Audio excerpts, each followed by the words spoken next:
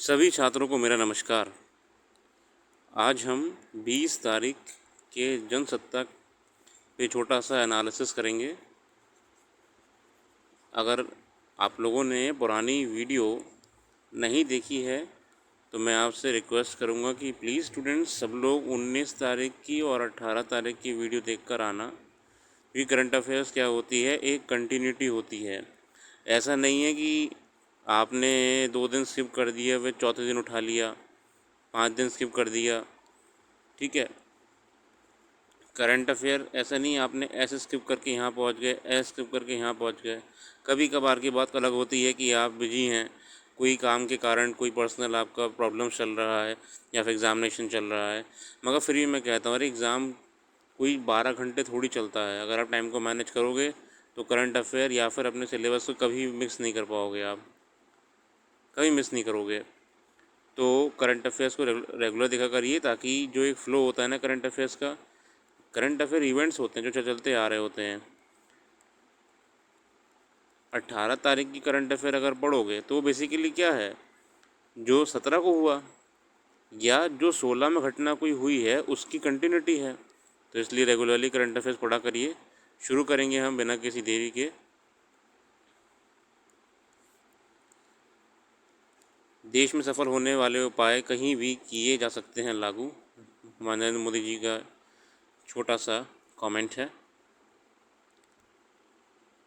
भारत समाधान भारत समाधानों के लिए एक आदर्श प्रशिक्षण प्रयोगशाला है, संसाधन होना चाहिए था। साथ ही उन्होंने कहा कि जो उपाय देश में सफल साबित होते हैं उन्हें कहीं भी आसानी से लागू किया जा सकता है, ठीक है। भारत का डिजिटल सार्वजनिक बुनियादी ढांचा वैश्विक चुनौतियों से निपटने के लिए एक सुरक्षित और समावेशी समाधान पेश करता है। इंडिया स्टैक्स है ना, यहाँ देखो आप। प्रधानमंत्री ने कहा कि कोई पीछे नहीं छूटे, ये सुनिश्चित करने के लिए देश में ऑनलाइन एकीकृत डिजिटल बुनियादी ढांचा इंडिया स्टैक्स बनाया है। उन्होंने डिजिटल अर्थव्यवस्था के बढ़ने के साथ ही इसके बाकी जो है आगे बढ़ कमेंट्री पे आएगा, नेक्स्ट आर्टिकल में आएगा। आगे बढ़ते हैं। राहुल गांधी जी हमारे लद्दाख पेंगोंग लेक, जो पेंगोंग झील है लद्दाख में, वहाँ पे गए हैं घूमने के लिए। खासकर राजीव गांधी जी के जन्म एनिवर्सरी जो थी, बर्थ एनिवर्सरी, उसको सम्मानित करने के लिए वहाँ पे गए थे और वहाँ के लोगों से जुड़ने के लिए भी। 8 राज्यों में अमृत सरोवर मिशन के तहत उद्देश्यों को पूरा करने में 8 राज्य पीछे हैं। अमृत सरोवर मिशन हम जानते हैं कि ये मिशन था जितने भी आपके सरोवर हैं इनको और बेहतर बनाना, है ना। इनके आसपास जो है छोटे छोटे अच्छे अच्छे से इस एरिया को साफ़ रखना, व्यवसाय के बेहतर अपॉर्चुनिटीज़ प्रोवाइड कराना। हम इस पे आते हैं कि जो अमृत सरोवर वाली कहानी ये है कि असल में क्या है। अमृत सरोवर मिशन अप्रैल 2022 में प्रधानमंत्री नरेंद्र मोदी द्वारा शुरू किए गए अमृत सरोवर मिशन का लक्ष्य हर ज़िले में कम से कम 75 जलाशयों का कायाकल्प करना है, जिसके तहत 15 अगस्त तक 50,000 अमृत सरोवर बनाने का लक्ष्य था, ठीक है। अमृत सरोवर लक्ष्य ये ज़रूरी है हमारे लिए, ठीक है, ध्यान रखिएगा।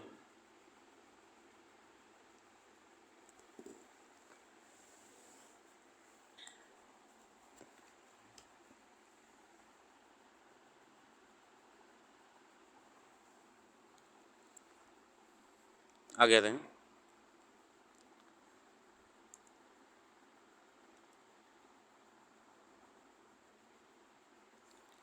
अब मेट्रो यात्री व्हाट्सएप से भी ले सकेंगे टिकट।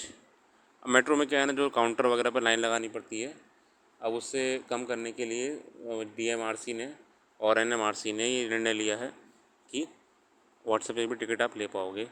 क्यूआर कोड स्कैन हो जाएगा, आप एंट्री मिल जाएगी आपको, ठीक है ना।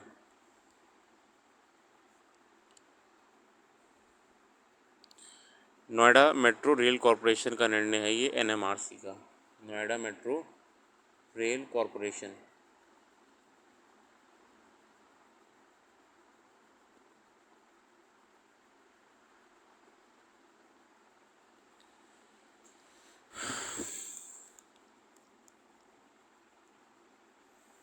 यहाँ पे छोटा सा घोष बिहारी पाल जी के बारे में है। ये फुटबॉल खिलाड़ी थे। इनको लेके बहुत अच्छा आर्टिकल है, फुटबॉल खिलाड़ी थे।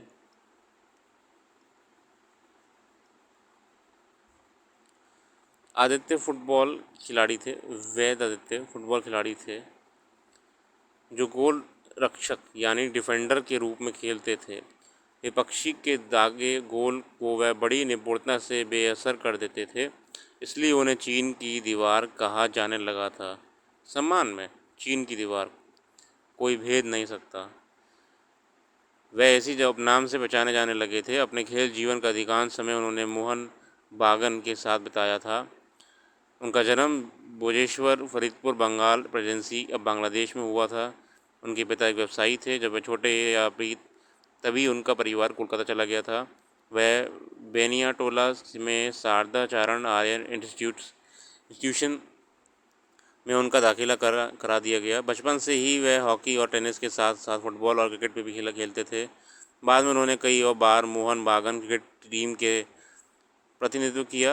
वह महान फुटबॉल खिलाड़ी शिवदास भादुड़ी में प्रभावित हुए, फुटबॉल को अपना करियर बनाने का फैसला दिया और उन्होंने 11 साल की उम्र में कुमार टूली एथलेटिक क्लब के लिए खेलना शुरू किया था। वह खेलते हुए उन्हें कल चीरण मित्र ने देखा, जो भारतीय फुटबॉल एसोसिएशन के शासी निकाय के भारतीय सदस्य थे। नेपाल की अनूठी रक्षा तकनीकों को पहचान करने वाले पहले व्यक्ति थे, है ना। ऐसी टैलेंट निकाला जाता है। कालीचरण मित्र ने देखा इनको। फिर पाल ने कलकत्ता के विद्यासागर कॉलेज में दाखिला लिया। तत्कालीन प्रधानाचार्य सरदार शारदा रंजन रे के करीब आए, जिन्हें बंगाल क्रिकेट का जनक माना जाता है। उन्हें 16 वर्ष की उम्र में मोहन बागन ने रेवरेंड सुधीर चटर्जी की जगह अनुबंधित किया था। टीम में शामिल होने के बाद उन्होंने 1914 में Kolkata football league second division में खेला। मोहन बागान ने पहली बार टूर्नामेंट खेला और तीसरे स्थान पर रही। उन्होंने प्रथम श्रेणी का अपना पहला मैच 15 मई 1915 को कोलकाता क्रिकेट एवं फुटबॉल क्लब के खिलाफ खेला, जो अनिर्णीत रहा। अपने शुरुआती खेलों में नंगे पैर खेलते हुए उन्हें उनके समस्याओं का सामना करना पड़ा था अनेक समस्याओं का सामना करना पड़ा था, मगर उन्होंने रक्षण क्षेत्र में अपना एकाधिकार स्थापित किया। ब्रिटिश टीम ब्लैक वॉच के खिलाफ खेलते हुए उनके रक्षण में योगदान की सबने प्रशंसा की थी। 1921 में गोष्ठपाल को मोहन बागान फुटबॉल टीम का कप्तान बना दिया गया। अगले 5 वर्ष तक वह क्लब के कप्तान रहे। 1923 में उन्हें महान उपलब्धि हासिल हुई जब मोहन बागान ने मुंबई में रोवर्स कप में भाग लिया और फाइनल में पहुंचने के लिए कई अंग्रेजी टीमों को हराया। ऐसा करने वाले वे पहले भारतीय टीम थी, लेकिन हार गई। उसी वर्ष उन्होंने CFFL की रिटर्न लीग में पहली बार कोलकाता क्रिकेट एवं फुटबॉल क्लब को हराया, जो देश का सबसे पुराना फुटबॉल क्लब था, जिसमें यूरोपीय टीम भी थी। 1925 में मोहन बागान एशिया के सबसे पुराने फुटबॉल टूर्नामेंट डुरांड कप में आमंत्रित होने वाली पहली नागरिक भारतीय टीम बन गई, जहां वह सेमीफाइनल में शेरवुड फॉरेस्टर्स से हार गए।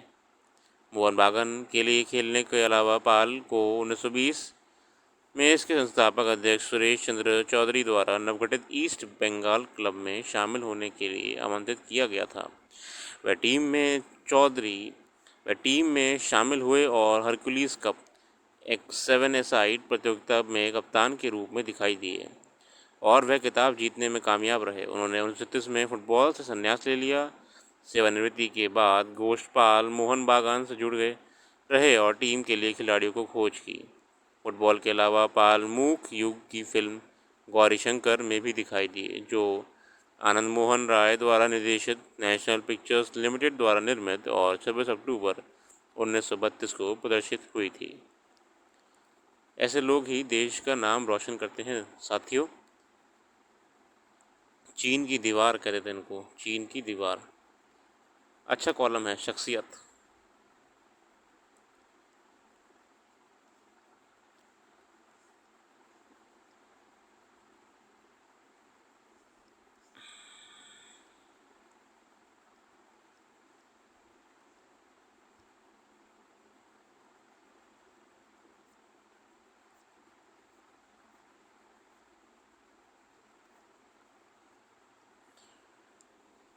हरित सभ्यता की दहलीज।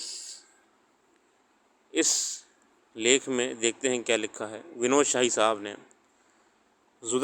मौजूदा दौर में प्रकृति और पर्यावरण का संकट गहरा रहा है। इसके कारण हमारे सामने एक बुनियादी सवाल उपस्थित है कि मौजूदा आधुनिक उत्तराधुनिक दौर का अगला चरण क्या होगा। क्या अब कह सकते हैं कि हम हरित सभ्यता, ग्रीन सिविलाइजेशन। साथियों, एक नया शब्द हमारे सामने आया है आज, ग्रीन। ग्रीन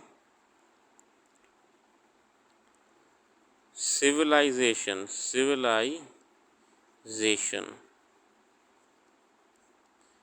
ग्रीन सिविलाइजेशन, सभ्यता।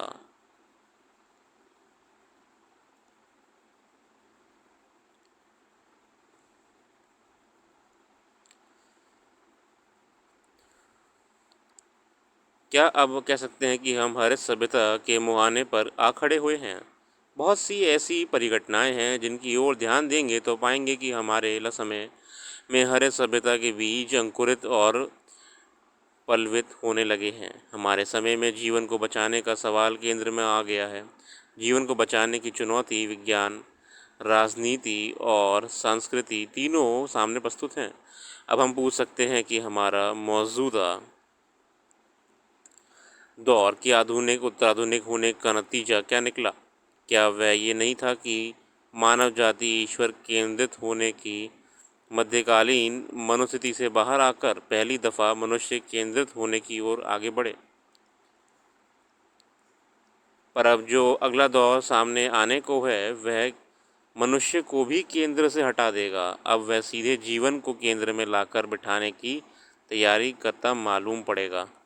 ये देखो कितना बढ़िया लिखा है, मतलब कितनी सही बात है। अब हम पूछ सकते हैं कि हमारे मौजूदा दौर के आधुनिक उत्तराधुनिक होने का नतीजा क्या निकला। क्या वह ये नहीं था कि मानव जाति ईश्वर केंद्र होने के मध्यकालीन मनोस्थिति से बाहर आकर पहली दफ़ा मनुष्य केंद्रित होने की ओर आगे बढ़ी थी। पर अब जो अगला दौर सामने आने को है वह मनुष्य को भी केंद्र से हटा देगा। अब वह सीधे जीवन को केंद्र में लाकर बिठाने की तैयारी करता मालूम पड़ेगा, है ना। मनुष्य को भी केंद्र से हटा देगा विकास जो होगा। मानव विकास की बात कर रहा हूँ मैं, यहाँ पे कोई राजनीति विकास की बात नहीं कर रहा हूँ। सभ्यता के आधुनिक और आधुनिक विकास चरण ने जब ईश्वर की जगह मनुष्य को अपनी चिंता का केंद्र बनाया तो वह बात बहुत सी तब्दीलियों को तार्किक निष्पत्ति थी। हुआ यह कि विज्ञान के अभूतपूर्व विकास के कारण मानव जाति की विश्व दृष्टि में क्रांतिकारी परिवर्तन हुआ था। हमारी जो दृष्टि पृथ्वी के इर्द गिर्द घूमते सूर्य से संबंध रखती थी वह अब सूर्य के इर्द गिर्द घूमने वाले पृथ्वी की दृष्टि से रूप से उलट गई है। देखना, जो पृथ्वी के इर्द गिर्द घूमते सूर्य से संबंध रखती थी वह अब सूर्य के इर्द गिर्द घूमने वाली पृथ्वी की दृष्टि से रूप में उलट गई है। विज्ञान की आंख से अब हम नए सत्य खोजने के निकल पड़े। श्रम का महत्व पहचाना गया और उत्पादन के सामर्थ्य विकास का पैमाना हो गई। मानव की उत्पत्ति के देवी होने की मिथक टूट गया है ना। मानव की उत्पत्ति के दैवी होने का मिथक टूट गया, दैवी होने का, ठीक है ना। इस चेतना भी पारलौकिक और दैवी वस्तु ना रह गई। वो जीवन के एक अन्य आयाम की तरह देखा जाने लगा। मनुष्य को जानने समझने की कोशिश में हम सब उसके जीन्स तक चले गए। देखा ना, अपन अपन जैसे कहते हैं अवतरित हुए हैं। एक मध्यकालीन भारत या एक आपका प्राचीन भारत में जो अवधारणा थी ना, अवतरित हुए हैं, मतलब मैं एक जनरल जो हमारा एक अंडरस्टैंडिंग था। अब एक वो दौर था जब हम ये कहते थे कि भैया जो हमारी पृथ्वी है, जो हमारी पृथ्वी है, अभी पृथ्वी को ऐसे ही समझ लो दोस्तों, समझाना तो पड़ेगा।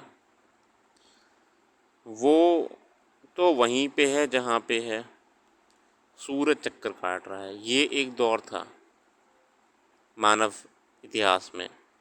विज्ञान का डेवलपमेंट हुआ, ये जो करीब 100 साल तक, 150 साल तक माना जा रहा था, उससे पहले से माना जा रहा था, ये हमारी धारणा बदल गई। फिर नई धारणा आई, कि नहीं भाई सूरज है, वो हम उनके आगे पीछे घूमते हैं। अब देखिए कितनी अच्छी बात है। अब हम जो पहले कहते थे कि भैया मानवीय उत्पत्ति दैवीय है, दैवीय उत्पत्ति है ना, विज्ञान का और जैसे बढ़ावा हुआ, अब हम मानव की उत्पत्ति को जानने के लिए उसके उसके जीन्स तक में घुस गए हैं। उसकी जो जेनेटिक स्ट्रक्चर है हम उसके माइक्रो लेवल तक घुस गए हैं। मतलब देख रहे हो कितना परिवर्तन हो रहा है चीज़ों को समझने का।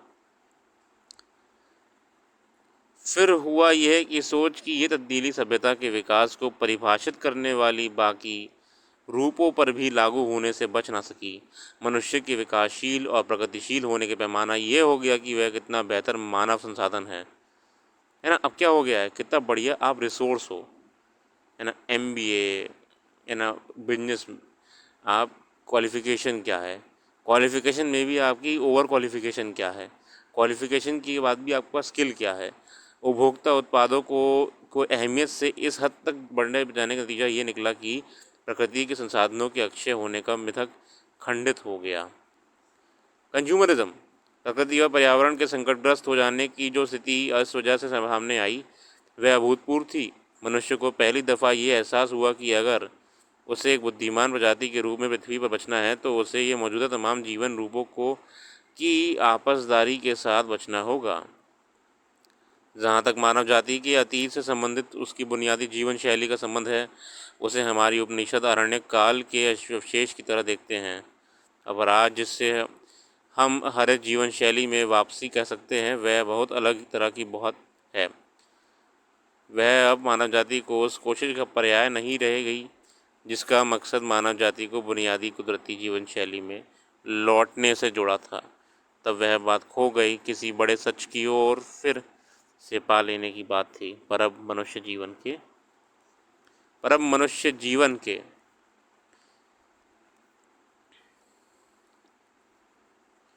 ही संकटग्रस्त होकर खो जाने की आशंकाओं के निस्तारण की बात हो गई है।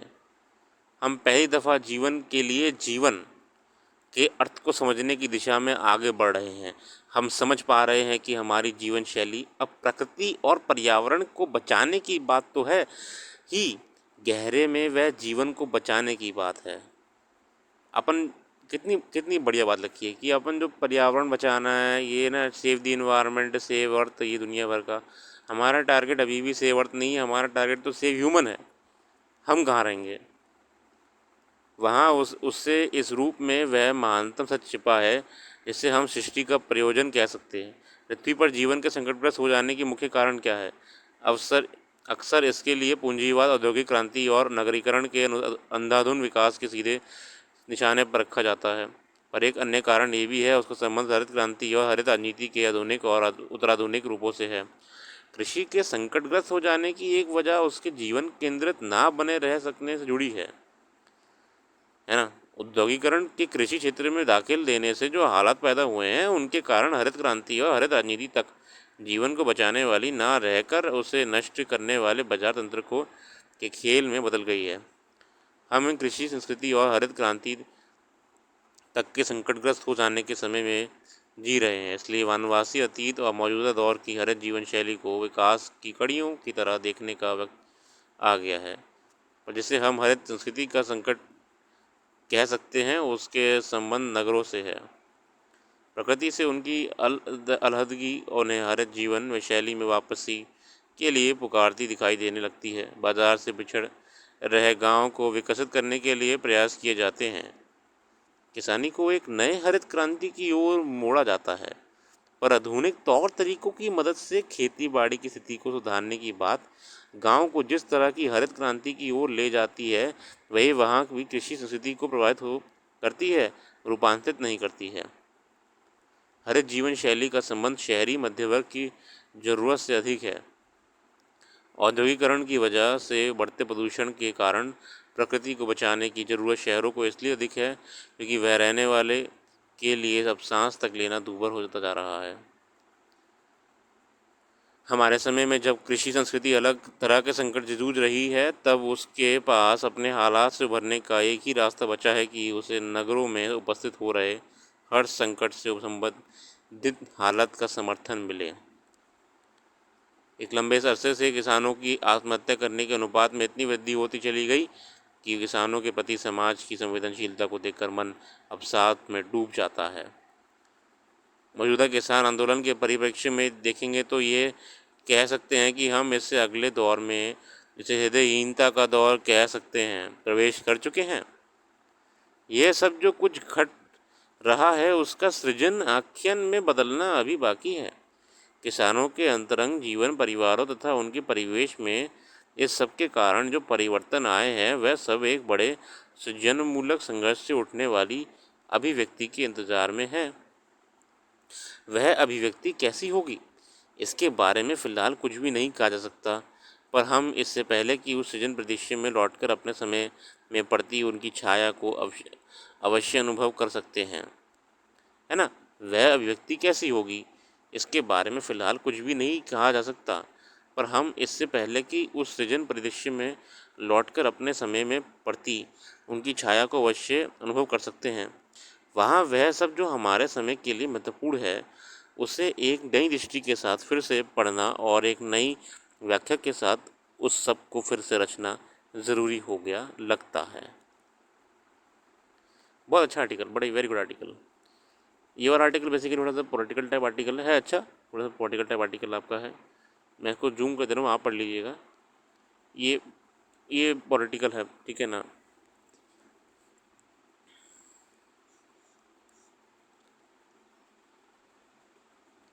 संजय गांधी जी के बारे में कहा गया है कि कैसे उनके दौर में हम जानते हैं कि इंद्र कुमार गुजराल साहब थे। तो इंद्र कुमार गुजराल ने जब उनका हुक्म मानने से इनकार कर दिया संजय गांधी जी का, मैं इधर आता हूँ। जब इंदिरा गांधी ने कांग्रेस पार्टी की बागडोर अपने छोटे बेटे संजय के हवाले कर दी थी, तो आपातकाल के दौरान उस वक्त प्रेस पर कड़ी पाबंदियाँ लगी हुई थी, तो हम उसके खिलाफ़ लिख नहीं सकते थे, मगर अखबारों के दफ्तरों में हम खबरें ध्यान से सुनते थे। संजय गांधी की जातियों के सुनने में आया था कि इंद्र कुमार गुजराल ने जब उनका हुक्म मानने से इनकार किया तो उनको मंत्रिमंडल से बर्खास्त करके संजय ने विधवाचरण शुक्ल को सूचना प्रसारण मंत्री बना दिया था। सुनने में ये भी आया था कि जब दिल्ली को सुंदर बनाने की बहाने गरीबों की बस्तियां उजाड़ दी गई थीं और ज़बरदस्ती नसबंदी का दौर चला था, तो ये दोनों चीज़ें हुई संजय के आदेश पर। संजय के देहांत के बाद इंदिरा जी ने अपने बड़े बेटे राजीव को वारिस बनाया। जब उनकी हत्या हुई तो कांग्रेस पार्टी इतनी कमज़ोर हो गई थी कि उसकी कार्य समिति ने घुटनों के बल सोनिया गांधी के द्वार पर जाकर विनती की कांग्रेस अध्यक्ष का पद स्वीकार कर लें। उस समय वह ना राजनीति के बारे में कुछ जानती थी और ना ही हिंदी बोल सकती थी, सो उन्होंने मना कर दिया। मगर कुछ सालों बाद राजी हो गई। इससे प्रेरणा लेकर लालू यादव जब जेल गए तो उन्होंने अपनी पत्नी को बिहार का मुख्यमंत्री बना दिया था। कांग्रेस की नकल करके क्षेत्रीय राजनेता भी वंशवाद को अपनाने लगे। मेरा सौभाग्य समझिए या दुर्भाग्य कि मेरी मुलाकातें कई राजनीतिक वारिसों से हुई हैं। मैंने जब भी उनसे राजनीति के आने का कारण पूछा तो इस सवाल को ज़्यादातर ने टाल दिया। ये देश सेवा करने की इच्छा की झूठी बातें की हैं, मगर एक दो ऐसे भी मिले हैं जिन्होंने ईमानदारी से माना है कि राजनीति उनके परिवार के लिए एक कारोबार बन गया है। इस कारोबार में मुनाफा इतनी जल्दी कमाया जाता है कि देखते देखते इन वारिसियों के पास बेहिसाब धन का आ जाता है। देखते देखते उनके गरीब परिवार इतने अमीर हो जाते हैं कि दिल्ली मुंबई सबसे महंगे रिहायशी इलाकों में इनके घर बन जाते हैं और इनके बच्चे विदेश में पढ़ने जाते हैं। नुकसान होता है किसी का तो उस राजनीतिक दल का जो इनको विरासत में मिला है। जहाँ पहले बत्तियाँ हुई करती थीं ऐसे लोगों की जिनको वास्तव में जनता की सेवा की इच्छा थी, फ़ौरन होने लगती थी। भर्तियाँ सिर्फ दरबारियों की। राजनीति जब कारोबार बन जाती है तो देश की सेवा नहीं, अपने और अपने परिवार की सेवा बन जाती है। परिवारवाद का सीधा रिश्ता है भ्रष्टाचार से। प्रधानमंत्री ने जब सच कहा है अपने लाल किले वाले भाषण में कि भ्रष्टाचार देश में परिवारवाद के कारण फैला चुका है। हर राजनीतिक दल में ऐसा क्यों ना हो, जब पंचायतों में भी ये रोग दिखने लगा है। सरपंच आजकल अपने पद तभी छोड़ते हैं जब अपनी जगह अपने किसी रिश्तेदार को बैठा लेते हैं। ग्रामीण भारत में जो विकास के लिए पैसा आता है उसका काफ़ी हिस्सा गायब हो जाता है। इस गलत प्रथा के कारण जो हिस्सा लगता भी है सड़कें खड़ंजे बनाने में, उनका अक्सर निर्माण सौंपा जाता है सरपंच साहब के रिश्तेदारों और दोस्तों को, ताकि कुछ हिस्सा उस धनराशि का वापस प्रधान साहब के पास आ जाए। जनता की सेवा में मुनाफा बनाने की संभावनाएं इतनी ज़्यादा हैं कि इस प्रथा को समाप्त करना कठिन है। मोदी के दौर पर फ़र्क इतना ज़रूर आया कि प्रधानमंत्री लाल किले ये प्राचीर से इन चीज़ों को समाप्त करने की इच्छा जताते हैं। कभी न कभी जैसे स्वच्छ भारत अभियान सफल हुआ था, प्रधानमंत्री के लाल किले वाले भाषण के बाद शायद दूर भविष्य में देश की राजनीतिक ढांचे से भी परिवारवाद के रोग को हटा दिया जाएगा। लेकिन फ़िलहाल इसके समाप्त होने के आसार दूर तक नहीं दिखते हैं। तो ये कहना गलत ना हो कि देश का नुकसान होता रहेगा परिवारवाद के इस कारोबार से। बहुत ही अच्छा आर्टिकल, बहुत ही संक्षिप्त में बात करी। इस लेख को लिखा है तवलीन सिंह जी ने, जानी मानी शख्सियत हैं। ठीक है छात्रों, आज के लिए हम इतना ही रखते हैं। अगर आप लोगों को ये छोटा सा एनालिसिस पसंद आया होगा तो मैं आपसे रिक्वेस्ट करूँगा कि अपने साथियों में इसको आप आगे बढ़ाएं, इसको शेयर करें। और अपना कीमती समय देने के लिए बहुत बहुत धन्यवाद। आपका दिन शुभ हो।